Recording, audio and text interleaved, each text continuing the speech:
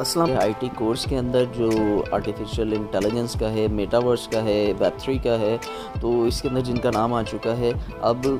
मसला ये है कि बहुत सारे स्टूडेंट जो होंगे वो बिगनर्स होंगे और बहुत सारे एक्सपर्ट होंगे। तो बिगनर्स वालों को जो है वो इशू आएगा, क्योंकि ये कोर्स जो है वो काफ़ी एडवांस लेवल का है और स्पेशली ऑनलाइन वालों को, ऑनलाइन वाले अपनी क्यूरीज़ जो है तो उसका एक आसान सा हल है ये व्हाट्सएप ग्रुप। ये व्हाट्सएप ग्रुप पहले मैं आपको दिखा देता हूँ, तो उसके बाद हम आगे की बात कर लेते हैं। ये व्हाट्सएप ग्रुप है,